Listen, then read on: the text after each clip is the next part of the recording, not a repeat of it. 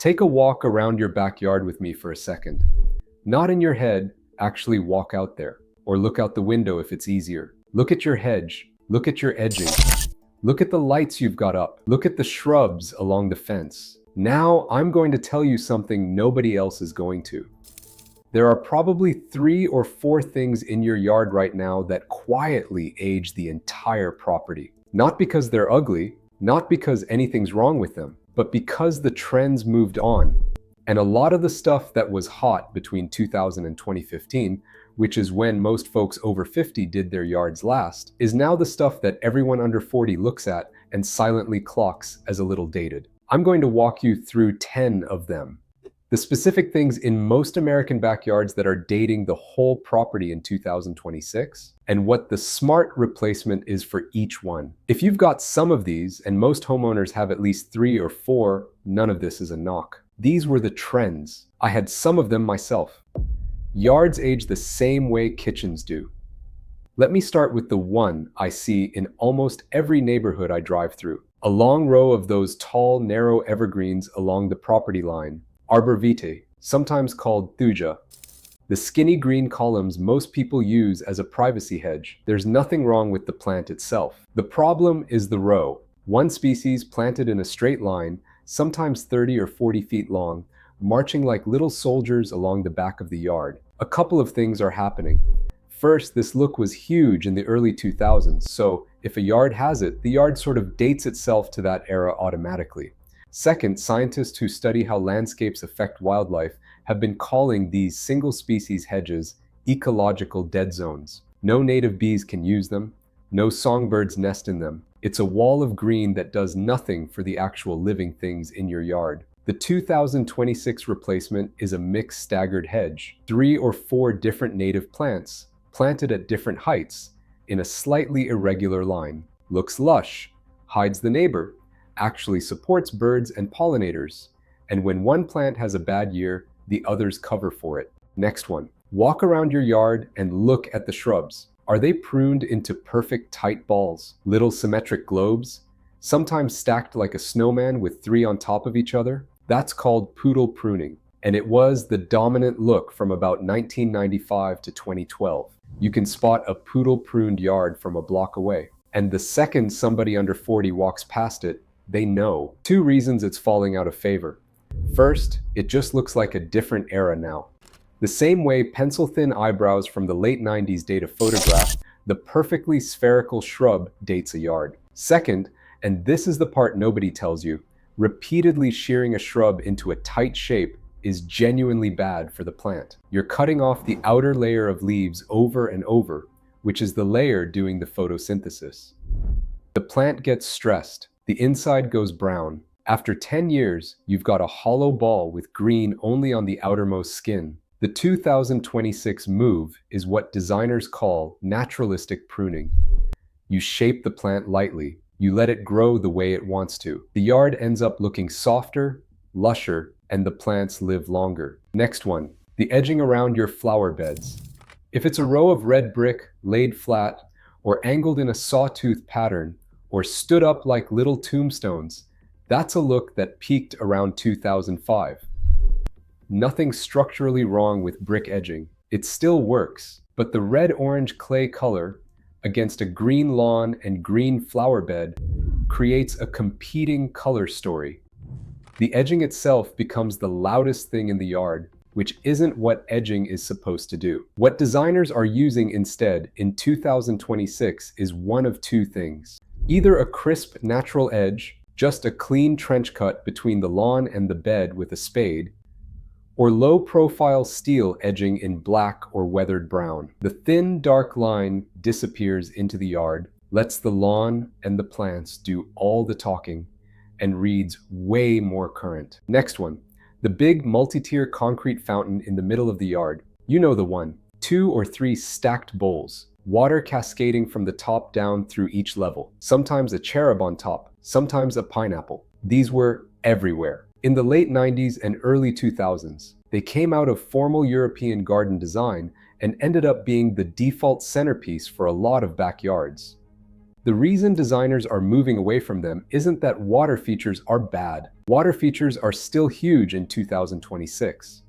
It's that the ornate multi-tier concrete shape has become so tied to one specific era that the second somebody sees it, the yard reads as 20 years old. The modern replacement is a single basin water feature, a simple stone bowl, or a column of stacked rocks with water bubbling out the top, disappearing back into a hidden reservoir at the base. Same calming sound, none of the antique store look. And way less maintenance because there are no exposed tiers collecting leaves and algae. Next one, the dry desert look. You've seen these. White rock or red lava rock spread across an entire bed, sometimes the entire front yard. A few cactus shapes scattered around, and half the time they're plastic, maybe one yucca. Sometimes a wagon wheel leaning against the fence. This was a real moment in southwestern landscaping in the 90s and early 2000s. People liked that it was low maintenance. 3 problems with it now. The fake cacti always look fake. Up close, when somebody actually walks past your yard, the plastic gives itself away every time. The lava rock and white stone gets blisteringly hot in the sun, unsafe to touch hot in the middle of summer.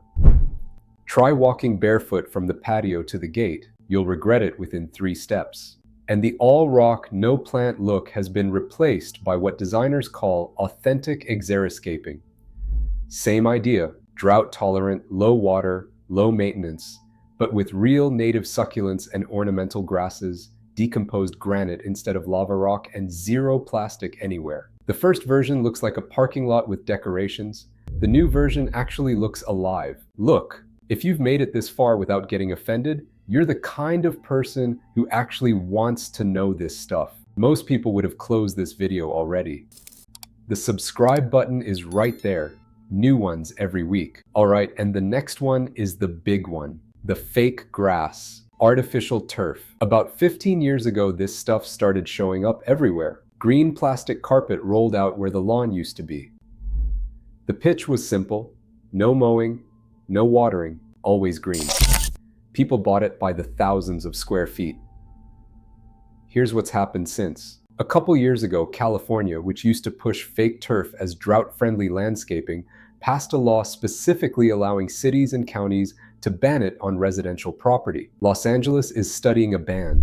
Several smaller cities have already enacted one.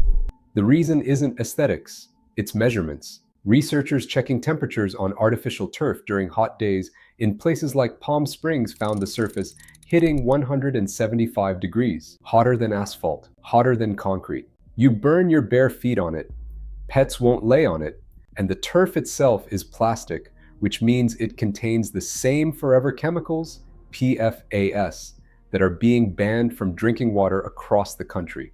There's almost no landscape designer left in 2026 who would install this for a homeowner. The replacement is real low-water landscaping, clover lawns, native grasses, ground covers like creeping thyme, looks better, costs less to install, and your bare feet still work.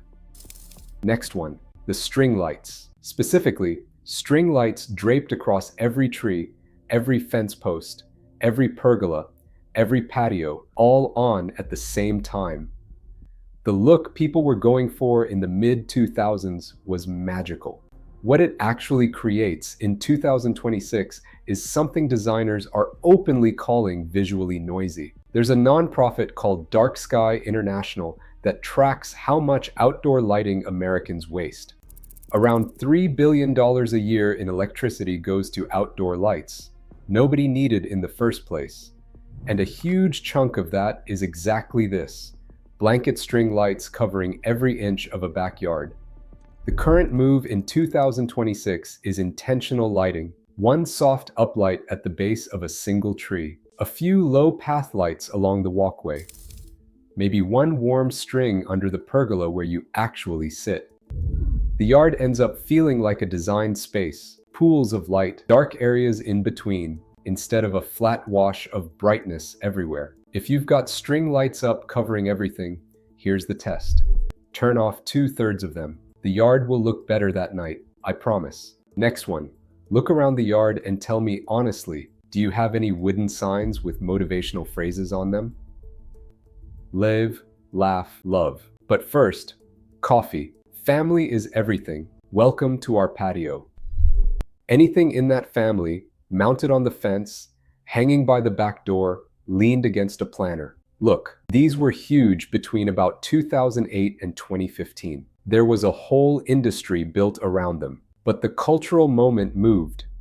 The phrase live, laugh, love has become a kind of internet shorthand for a particular era of decor that everyone under 40 has aged out of. And the broader principle behind 2026 garden design is that the garden should speak for itself. The flowers, the leaves, the light, the space. You don't need a sign telling visitors how to feel. This is the easiest one to fix on the whole list. You just take them down, put them in a closet, save them for a grandkid who will think they're charming 20 years from now when this stuff cycles back around. The bare fence will look better the next day. I'll bet you anything. Next one. The garden arches and arbors. Garden arches themselves are still very much in. They're actually one of the bigger garden trends for 2026. The entrance arch with roses, the wedding-style arch over a pathway, the arbor framing a garden gate. The shift is in what they're made of. If yours is shiny gold metal, polished brass, or any kind of bright reflective finish, that's the dated piece. Those finishes hit big in the mid-2000s when the Tuscan and French country garden look was peaking. What's selling in 2026 is matte black powder-coated steel or natural wood. Both fade into the garden visually and let the climbing plants be the star instead of competing with the metal. A black arch covered in white roses or pink clematis looks like something out of a designed garden. A gold arch with the same flowers looks like a hotel pool entrance. The good news, a black metal arch is $60 to $120 at Home Depot or Lowe's. The swap is easy. And the last one, the edging that wraps around your raised beds or your gravel paths. If it's the silver corrugated galvanized metal, the kind that looks like the side of a barn roof, that's another one that's quietly dated. Galvanized corrugated, everything had a real farmhouse moment around 2015 to 2020. Joanna Gaines popularized the look. Pinterest ran with it. Every raised bed on the internet was wrapped in shiny galvanized metal for about 5 years. The 2026 move is the same as we talked about with the brick edging. Either flat black powder-coated steel or weathering steel. The kind designed to develop a rust patina over time, so the edge ends up matching the natural tones in the rest of the garden. The black version looks modern and disappears. The weathered version looks like it's been there forever. The silver version looks like Home Depot sold it to you yesterday. Both replacements run about the same money, somewhere around $25 for an 8-foot section. So that's the 10. The single species hedge, the poodle-pruned shrubs, the brick edging, the tiered fountain, the dry rock garden, artificial turf, the blanket string lights, the wooden motivational signs, the shiny gold arches, the silver corrugated edging. You probably had a few. Most homeowners over 50 had 4 or 5. The point isn't to make you feel like the yard you've been working on for 20 years is wrong. It's not. The trends just moved.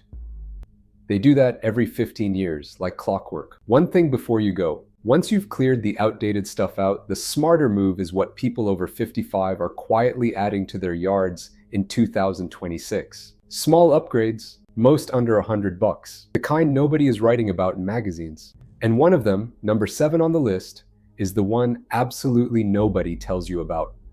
I walked through all 10 in another video. It'll pop up right here when this one wraps. Drop a comment letting me know which of these you've got in your yard right now. Be honest. We're all friends here. See you in the next one.